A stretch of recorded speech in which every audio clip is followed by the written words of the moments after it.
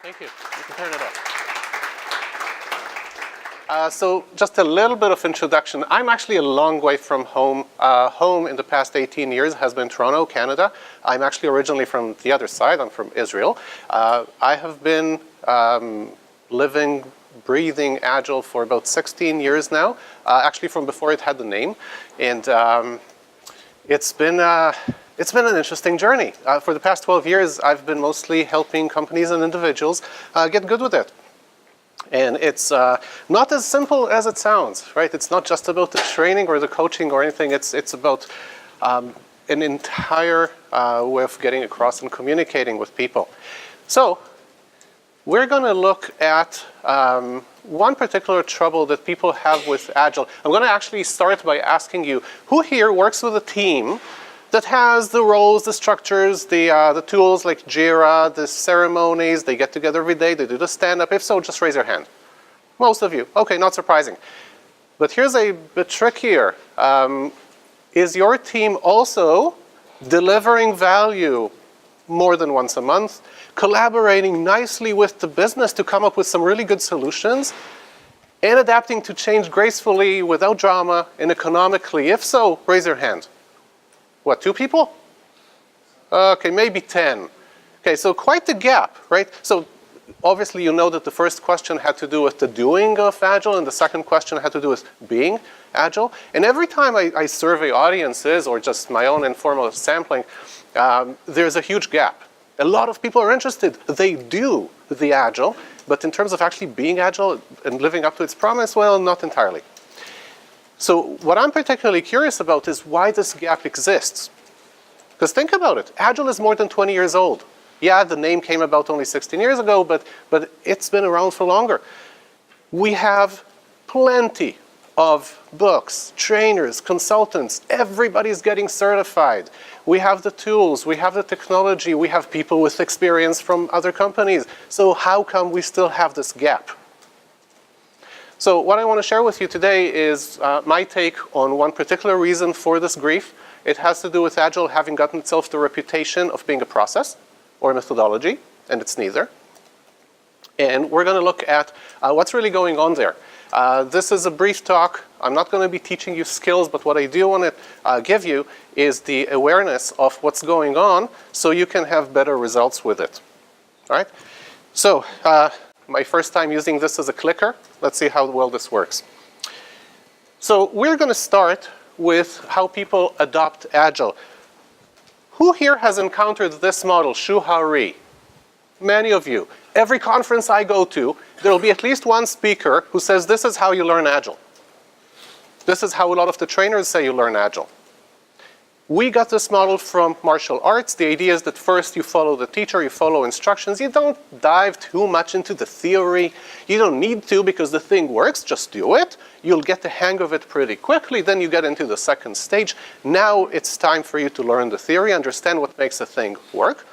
So you can learn from more people. You can integrate all of this into your practice, get better, get experience, professional. And in the third stage, you become the expert. You're a natural. So we got this from martial arts. This is also how you guys learn to drive, right? You stayed in one throughout your learning, and then you understood more of the theory around this. Nobody really talks much about the theory, but you get it in your bones. I suppose most of you are now naturals when it comes to driving. You probably don't make up your own rules, but that doesn't matter. Musicians, same thing. Everybody who's a musician started by learning all the boring drills. Some of them stayed for like 2 years with the boring drills. That's me. Others, they went through them pretty quickly. But if you want to be a musician, you need to understand music. But you have to start by just basic, here's where you press and here's what you do. So a lot of people will tell you that this is the way to learn Agile. I think it's a disaster. And this talk is not about Shuhari. It's sort of a backdrop to all of this. I think this is the wrong way to get into Agile, and we're going to see exactly why. So you can also explain it to others. For this, I'm going to share a model with you. So anybody here who's ever been exposed to my work, such as Roman, read one of my books or subscribed to my mailing list or been to any one of my talks, you will have seen this one. because I get a lot of mileage out of this one, and it's only 7 words. It's called the logical levels, and it describes how we are as people. And the main idea there is that the higher levels drive the possibilities of the lower levels. So we start with identity. I'm going to give you a couple of examples, and then you'll practice. So this is my identity. Means a whole lot to me, probably less to you.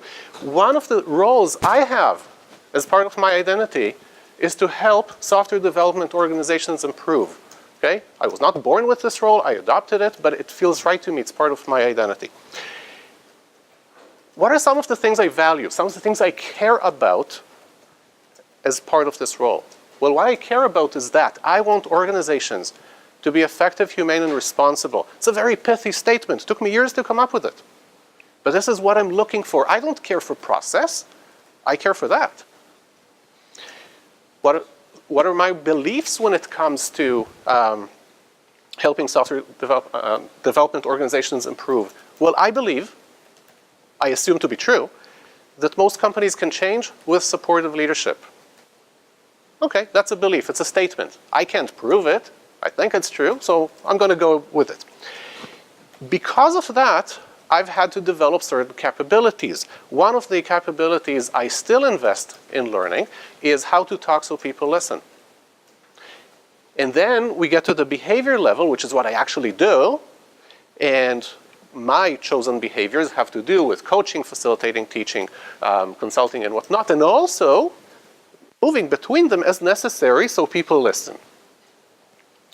And I have configured an environment for me in which all of this stuff takes place. I operate an independent practice. It's centered in Toronto, but I work everywhere else, which explains also why I'm here. Here's an example from personal life, just to show you one more way of how this model works, and then you're going to practice. So again, same identity. One of my roles is that I'm a parent. I have twins, actually. So I went from 0 kids to 2. That's an experience. One of the things that's important to me in the context of this role is to cultivate lifelong learners. I think that's important. That makes it a value.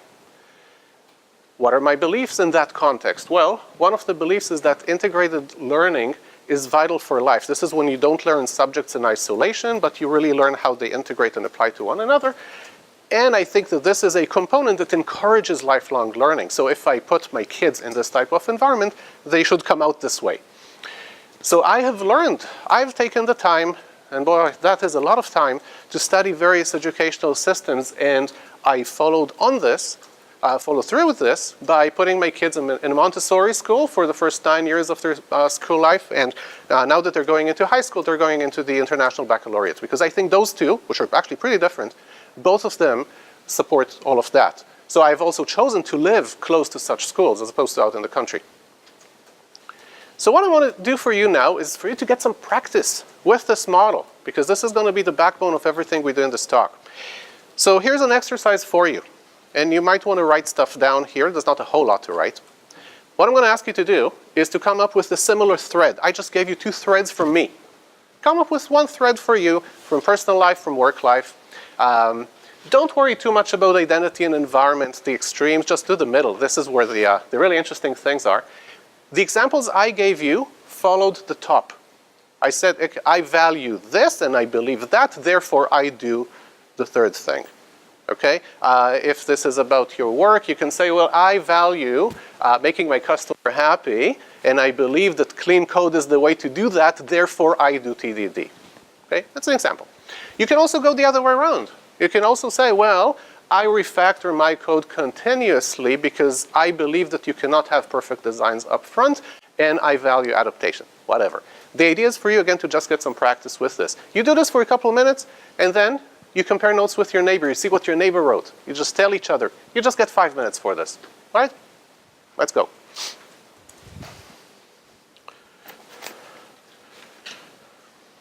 Yes? Yes, do you want the personal example or the work example? Okay.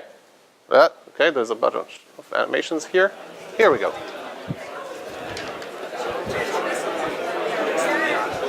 I'm not going to ask you to share out, just with your neighbor.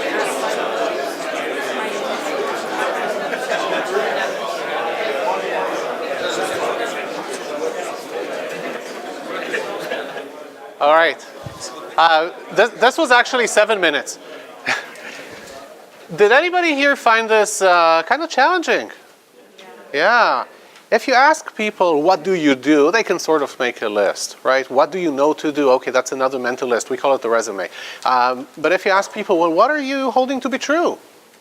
What do you care about? That's harder. It's a lot harder. And what's particularly fascinating is you make a list, and then you realize that some of your values contradict each other. So you kind of need to prioritize them. They've done that for Agile. When we are being Agile, we have 4 particular values. But before I get there, I want to show you how we expand this model to the context of work, because this is where Agile lives. It's an approach to work. So here is the expansion of that model. So the values and beliefs that you looked at, it's the same over there. The added layer is that of principles. Our values and beliefs determine the set of valid principles that we choose for ourselves. But let me first look at what the values and beliefs are for Agile. So here are the 4 values. If you've read the manifesto or you know about Agile, you will recognize these. We want to deliver value frequently. We want to adapt, again, gracefully and economically to change. We want to collaborate with the customer of the work. And we care about people more than we care about process. So we know this from the manifesto, but let's look at the beliefs, right? Some of the fundamental assumptions that Agile practitioners have. Here are 4 of them. There's more. The narrative is longer, but here are 4 main ones. One is we don't have all the answers up front. That's an important one. Actually, a related one is, and we're not going to try. Here's another one that doesn't often get stated, that being effective first and efficient second is good for business. This one is worth calling out because a lot of organizations don't use that language. They're obsessed with efficiency. They take it for granted that they are being effective, that they're doing the things that they ought to be doing, that the work they're doing is worth doing. So now all that's left is just be efficient about it. Here's a third one, the belief that human beings make mistakes. It's risky to employ human beings. That's as close to fact as I know. But the related belief there is that our way to mitigate that risk is by having them collaborate in self-organizing teams. You cannot prove that. It's been around for a few decades. There's a lot of evidence to show that it kind of works, right? But it's not fact. It's a belief. And here's another one. If our work is complex, then a better response than planning is emergence or evolution. So these are some of the beliefs we have in Agile. So as I said, those levels guide our choice of principles. So principles are the standards by which we make choices, how we choose, how we act, how we decide. Here are 5 principles from Agile. Okay? Feedback. We obsess about checking our work. Quality from day one. Notice that none of these is a practice. They are principles. They permeate what we do. Right? So quality from day one, but we're not saying how. Simplicity. So don't do more than necessary for reaching your outcome. Trust. And don't commit prematurely. This is the longer name. That's the thing that Agile stole from Lean. Who here would like to throw in a couple of additional examples of principles in Agile? Communication. Now, we've always had communication, but in Agile it's on steroids, right? We constantly keep each other informed. Okay, that's one. What's another? Sustainable pace. Absolutely. So work in such a way that you can stay sane, you keep your well-being and whatnot. It used to be called the 40-hour week, which is technically a practice, but now we're saying, no, work sustainably. Okay, another one? Blockers and impediments being removed early on instead of late on. Okay. The principle there is finish what you started, right? Getting to done. So, based on these principles, we derive all the tangible mechanics of work by which we get results. Process, methods, practices, roles, artifacts, tools, and whatnot. Let's see how this works. We're going to reverse engineer one of the most popular Agile practice, the daily Scrum. So, as prescribed, it's the whole team. It's brief, 10 to 15 minutes. It's every day at the same time. You know the 3 questions. What have you done before? What you're planning to do? What's in your way? Managers don't intervene, but they may update, things like that. Where did we get that one from? So I would suggest that the early Agilists who cooked this thing up, they had the Agile mindset, the values, beliefs, and principles. Those are the three elements of a mindset. And so in particular, they were looking at these principles and implemented them in that meeting. Let's take a look at this. Time boxing. The idea to artificially constrain ourselves by time. The time in this case is the 24 hours. So really what they're saying is we are guaranteeing a daily chance for us to check in with each other. Transparency, so everybody understands what's going on and how decisions get made. That explains a lot of what happens in that meeting. The matter of safety. Did you realize that this meeting is useless without safety? The safety for people to say something like, well, I've been working on this thing for 2 days and, sorry, there's no progress. That should be a safe thing to say. People should feel safe to admit to goofing up and things like that. So it's not just about what are you planning to do today, but also what are you stuck on, right? The self-organizing team. So even though the nominal practice is everybody reports in a sequence and round robin type of thing, there is a conversation. And if somebody's planning to work on X and somebody else really wanted X, those two can work together. They don't wait for anybody else to tell them what to do and who will work on what. Collaboration, that's pretty obvious. Simplicity. This meeting is the simplest possible thing, right? You just stand up and talk. And of course, the matter of getting to done.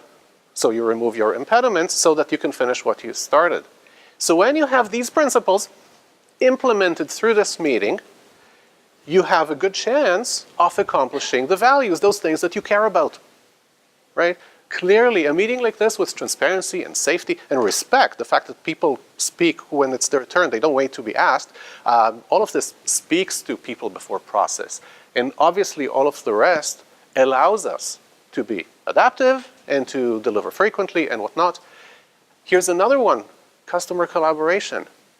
If our product owner attends the stand-up and does so every day or to the extent of their availability, then we get even more of this goodness. So if you ever wonder if the PO should be in the stand-up or not, the answer is yes, because we want that fourth value. So, time for practice. This time I'm going to ask you to work in small groups. What you can do is groups of 4. So two people, you just turn around and you have a little group of 4. And what I want you to do is just practice with the same type of reverse engineering I showed you before. So your first step is you just pick one thing, an artifact, a role, a meeting, a practice. Here are some examples. Just pick stuff you're all familiar with. And then ask yourselves this. When it is performed well, which of the Agile principles play out the most? For instance, if you picked the sprint review, then the big principle there is feedback, right? That's really what it's meant for. You have a list in your handout. The last 2 pages are the 26 principles of Agile. So you don't need to read this right now, but everybody here should have this. Use this as you do the exercise. So everything there is in a brief form and in an explanation. And once you've made your short list, and it's intentionally 3 to 8, so you don't take forever doing this, but really look for the key principles that matter there. Just do a quick reflection on how, again, the principles that you picked, implemented through this practice or role or whatnot, actually help you accomplish the Agile values. So, 5 minutes for this? 5 minutes. If you need clarifications, you ask for them. But these are the instructions. So I want to reiterate something here. For many years, people would try to understand why their Agile implementation wasn't working. And like if you were to see these questions online, usually the answer would be, you need to operate with the Agile mindset. Nobody actually told you what that was. Now, what I've been showing you is actually, again, a straight line of thinking between why we do our work and how we do it. So this is all rational choice. I mean, we might be irrational, but this is a rigorous way of choosing how to work. You know what your work is and why you're doing it. What needs to be important to you so you're successful? What are you assuming? Based on that, you do this. Based on that, you do this. So if you ever need to explain why a certain Agile practice or role or artifact exists, you follow the breadcrumbs. And you have the list of the 4 values, you have the beliefs, you have the principles. Now, these principles manifest themselves in everything we do. So what we've seen now is why we got them, why we got the practices the way we did. But when you do continuous improvement, for instance, in reviews and retrospectives, you do this based on the principles. And the other thing is this: no process can ever be complete, right? Doesn't matter if it's Scrum or something else. No process can ever address every situation that comes up. But you still need to respond. How do you respond? Well, based on the principles that guide you. So now we can make this explicit. All right, so with this in mind, let's look at Agile transformations. This is what we're here for. Now, okay, I don't know why it went back. A lot of, so an Agile transformation is from some starting point to something that looks like Agile. Everybody's starting point will be different, but there's a lot of commonality. So what I have for you here are the 4 Waterfall values. Not everybody practices Waterfall, not everybody practices it the same way, and yes, it's old and things like that, but these 4 values do seem to be everywhere. And again, what does it mean that they're values? It means that this is the stuff people take a stand for, because this is how they think they will succeed. They want to be on time and on budget, they want to get their solution right the first time, they want to make early commitments, and they value process over people. Here are some of the beliefs they hold. I'm going to start with the last one. People equal resources. I'm sure you know that one. Actually, on my first visit to Britain in a work context, I also heard coding units. That was my first time. It doesn't matter if you call them FTEs or talent, it is shocking. So I live in Canada, I work a lot in the US, and it's funny how one time I was in a meeting and I said, well, maybe we shouldn't call them resources. And the director was really puzzled. She said, what should we call them? I said, people? It's become ingrained in us. Again, it's a belief. Here's another one. Customer knows what he wants. There's another one, which is, and we can get that reliably out of their heads. Those 2 beliefs alone give rise to requirements gathering. Putting a plan together is worth it. I'm sure you work in organizations where the question, where's your plan, comes up a lot. That is a question that is derived from the belief that a plan is something worth doing. Sometimes it's true, sometimes it's not. And also that it's okay to have multiple constraints. That's how we got the iron triangle. Now, if you work in a company where these are the prevailing values and these beliefs exist, chances are there are some certain prevailing principles, such as these. Now, before I explain them, I want us to actually look at what happens if we bring a so-called Agile practice into such an environment where such principles prevail. And again, we're going to use the daily Scrum. So if we bring the daily Scrum in, okay, so you know what it's like. I'm not going to repeat that. What if, in this type of environment, how people roll principles is before there's work to do, they plan it out, and when they execute, they follow the plan. Then what is that doing to the tenor, to the dynamic of the daily Scrum? Well, what everybody's going to be talking about is, where are we in the plan? Now, what's the plan? What's the last one we made? Well, clearly it's the sprint plan. That's how we got burn downs. So you're in the sprint is the plan, so every day we have the expectation of hearing from you. Where are we with that? That's one. Limit change. The principle that says, don't change too much of what you promised. So again, if somebody gets to question 2, what am I planning to work on today? And they say something, and that something is not on the plan. They just think it's important. Then what's the answer? And I'm sort of quoting a client here. We made promises. Follow the sprint plan, because we made promises. They're expecting it. Here's another principle. Maximize the utilization of those so-called resources. In other words, keep people busy. Right? So if anybody gets to question 2 and says, you know what, I'm not sure what I should work on today. I'm kind of free. Well, no, you're not. We'll find something for you, pick up a story. Hub and spokes, the organizational pattern that basically says everybody knows what to work on because some hub told them. Project manager, scrum master, doesn't matter. I actually observed a stand-up a few years ago at one of my clients at the beginning, and one of the developers looked at the scrum master in the face and said, I'm a free resource now, what would you like me to do? And this is so wrong on so many levels, but it's an indication of the hub and spokes pattern playing out. So what does this do to the dynamic of the meeting? Everybody speaks in turn. There's really not much of a conversation. It's all about, we made a plan, how are we with the plan? So really nothing of the Agile principles carries over into such an environment, except for the time boxing. So really what did we get? We got the daily status. Let's repeat this with another thing, an artifact, the product backlog. Right? The product backlog was designed to be this, a prioritized list of valuable items that the team might get to, with an emphasis on might. So the backlog is not a commitment. Once we make some plans based on what we'll take from the backlog, that becomes a commitment.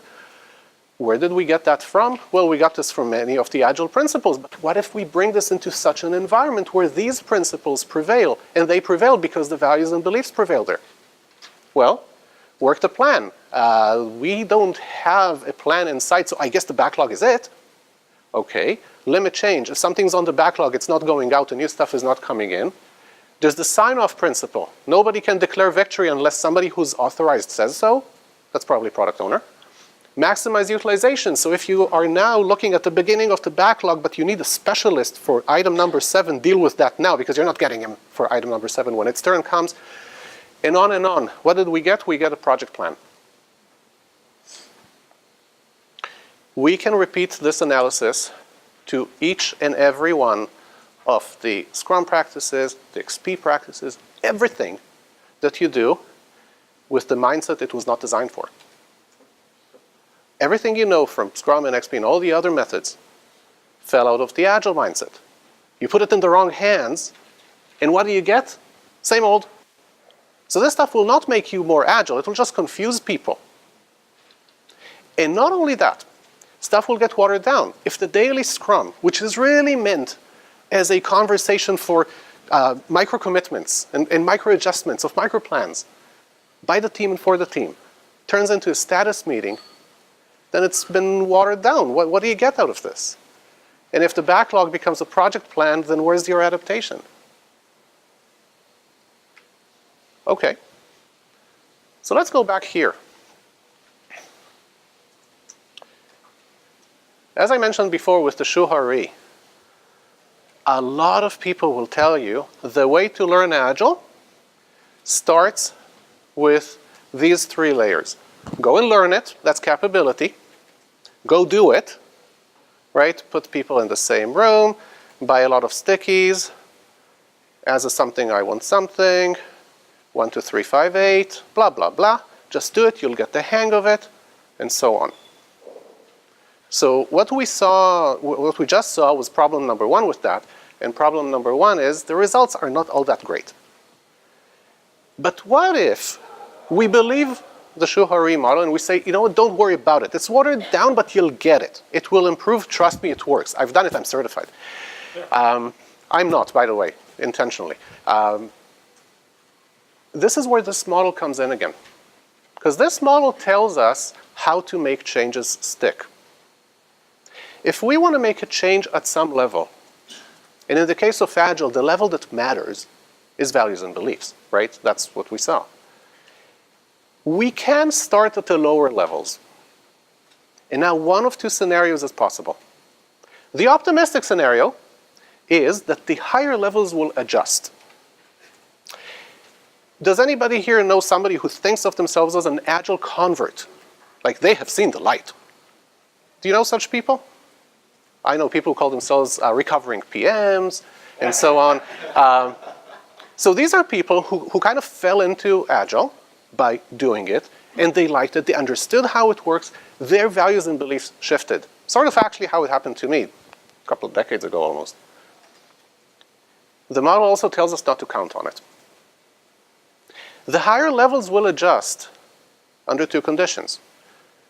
One is the obvious one, which is the change looks appealing and useful, and it's a good idea. The second one is it's safe. It's safe to do. But realistically, in our corporations and companies, we don't have a ton of safety. We always have trouble. Looming deadlines, we made promises, everything is number one, so-and-so just left, whatever it is.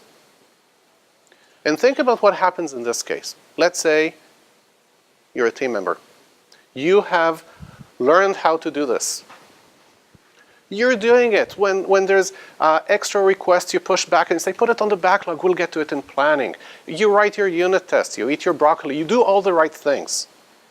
But when the PO comes to you and says, I just had a meeting with the CEO and he's nervous. We are late. We gotta work evenings and weekends, blah, blah, blah. Don't worry about those unit tests. Nobody's gonna know, right? Just get it out. Are you familiar with this? Who isn't, right? Then which value is going to kick in? The value that says happy customer, adaptation, customer collaboration, or the value of I want to stay employed? I'm not kidding. It sounds facetious, but seriously, this is self-preservation. And what happens when we bring Agile in, because the value system is so different, it bumps up against self-preservation. Which is why Agile has been particularly powerful and successful in those companies where you have visionary management that says, we are willing to tolerate the unease and the uncertainty and the time it takes and the promises we won't make and things like that until we learn it. Which really brings us to the understanding of why those Agile transformations fail. And the reason they fail is because they're not actually transformations. In fact, 99% of companies that say, hey, we're doing the Agile transformation, we got the coach. What they're really doing is implementation. That's all they're doing, these three levels. They're not aware of this, they're hoping things will adjust. Nah, not really. Most cases they don't. I get most of my business from failed transformations. And you see how they were done and it's no surprise. We just thought it was tools and processes. What's the big deal? So what I know is that you need to attend to both blocks from day one. Now, we only have a few more minutes. This is stuff I teach middle management over 2 days. So I only have 5 minutes with you.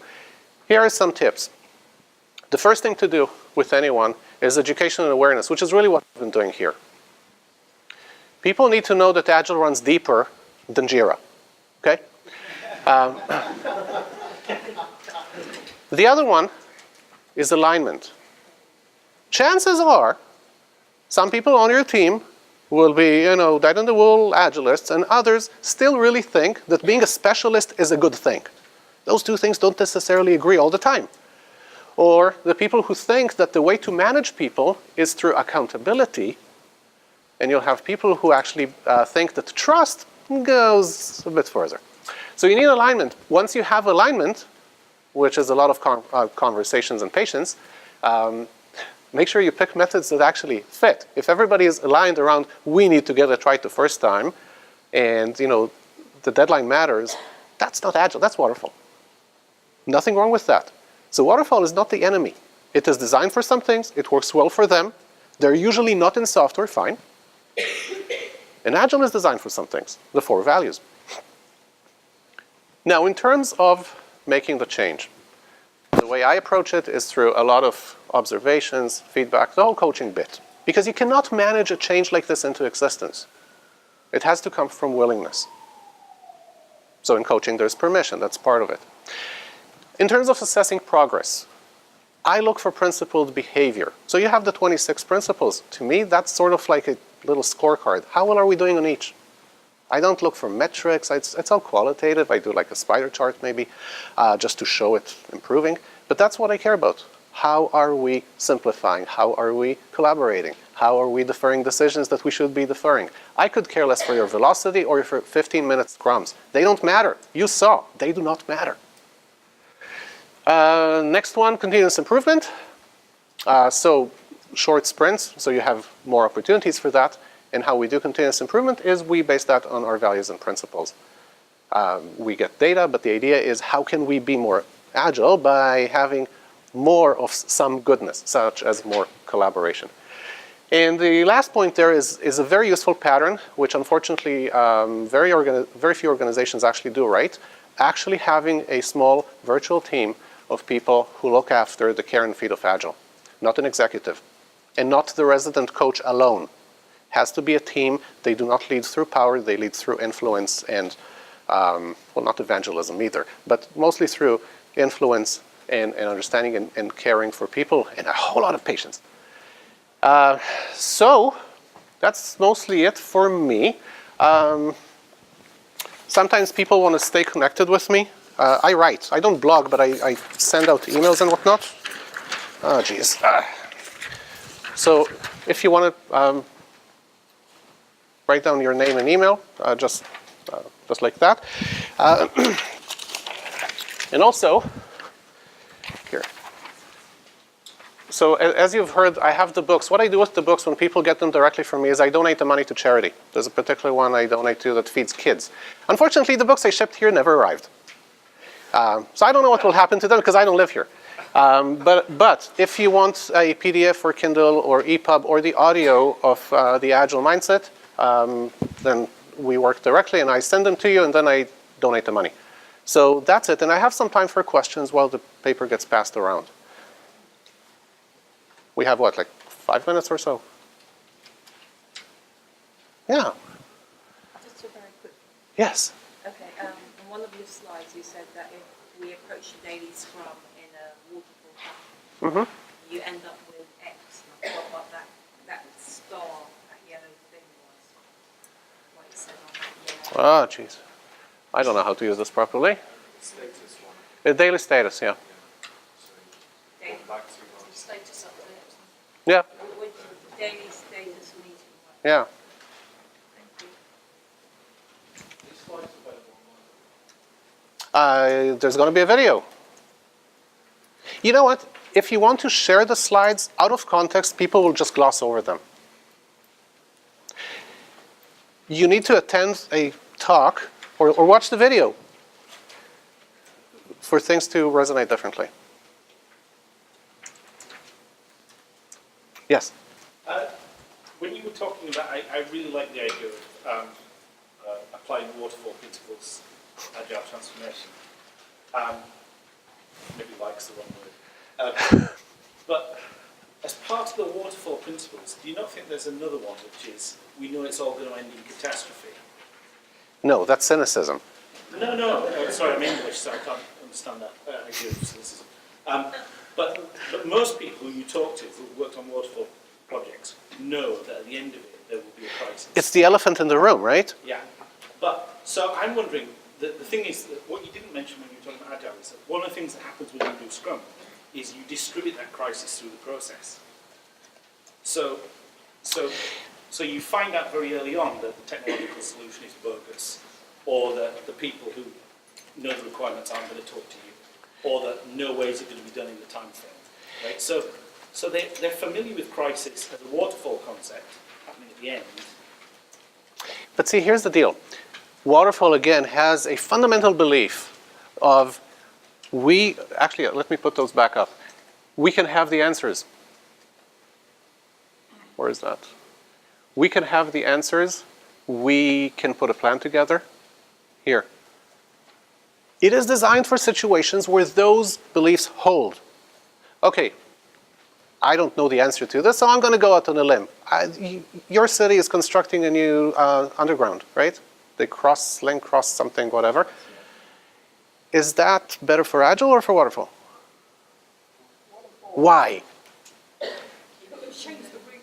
You don't say, well, It's an understood process. it's an understood, but it's not just an understood process, it's an understood problem, an understood outcome, and the cost of change is ridiculously high. Nobody can just walk in and say, ooh, sorry, we dug 1 kilometer north of where we should have. You don't do that, right? So it is designed for that. We have millions of people who know how to execute on this, and they do the risk assessments and the risk mitigation based on all of that. You are used to technology development where the variables are numerous, where people pretend that they know the outcome, but they really don't. That's why I said it's cynicism, the elephant in the room, because it's not that crisis is inevitable. But crisis is so popular because we work with assumptions that are wrong for us.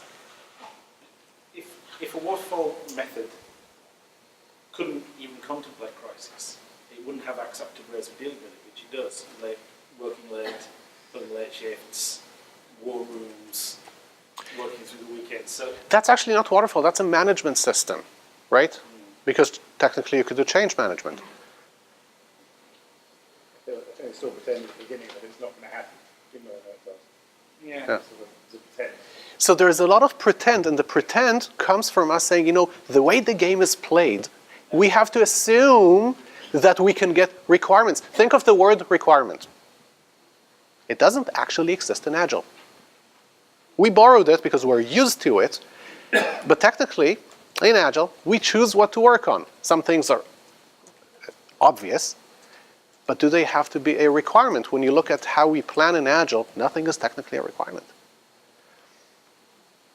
The concept, by the way, there's one more thing that I was planning to talk about, but I didn't actually mention.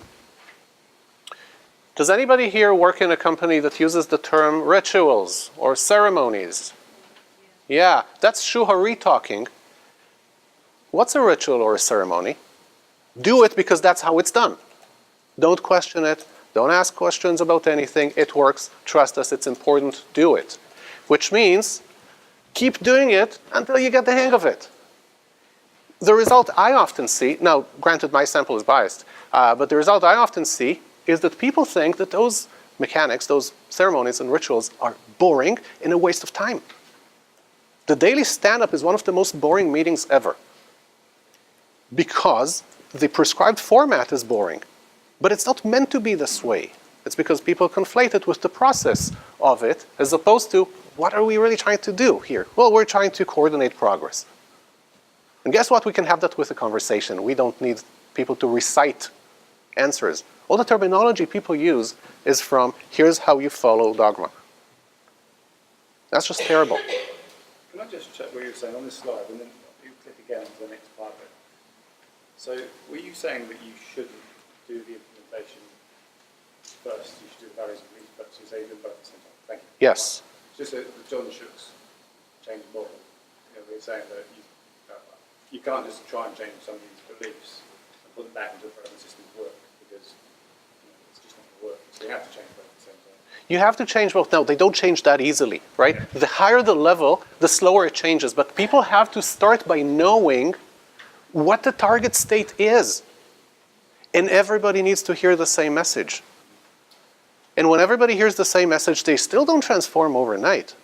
But at least they're saying, okay, here's our starting point. Here's the destination, the North Star, whatever. It's going to hurt along the way. But we are going to do things that are aligned with this, congruent with it, because we're trying to do that. And that's going to take time. And this is really where coaching comes in a lot. So it's perfect to have a coach, but a coach that flogs you with Scrum, not cool. Yes?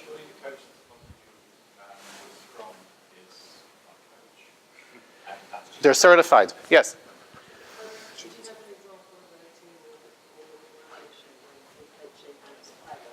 Uh-huh. You know, I really had trouble hearing you. Can you say that? An example of a team or an organisation you've been coaching where it's actually failed. So I can't be very specific about that, but I can give you an example happening right now. There is a company where we're coaching now in Canada, and the CEO meddles like nobody's business. There's a video here, so I'm not going to be more specific. This is going to be the biggest impediment. Everything else, you know, manager down, looks perfectly normal until the fires start. Guess who starts them? Yes? Should there be another tier in your structure there for adaptation, so how teams adapt to the changes? Because what I find is when a team tries to adapt from traditional waterfall and doing things in a traditional waterfall type way, Yeah. in an organisation I'm in at the moment, what they actually do is they've said, okay, we're going to be doing Agile. So then you get everybody who thinks they know the values, you get the certified person come along and then do all the fancy stuff, the sticky notes and all of those Yes. things. And then some people start thinking about people's behaviours. But the principles you talked about as well, they kind of get a bit lost in translation.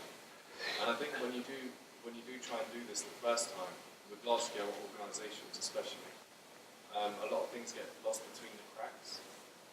Yes, they get lost between the cracks because often, well, there are many reasons, but the very common reason I'm aware of is the implementation is they try to manage it and they treat it as a project, and communication just breaks down. People don't have enough conversations because we have so many meetings, so they just rush. Look, it might have sounded like I beat up on Scrum. Scrum has the Agile mindset. It has everything. But when you teach people with a 1-hour PowerPoint presentation, which is how most of the world got to learn Scrum, how can you share the mindset? All you show is the pretty pictures, big cycle, small cycle. Okay, now what? Or you show the story template. It's a terrible thing.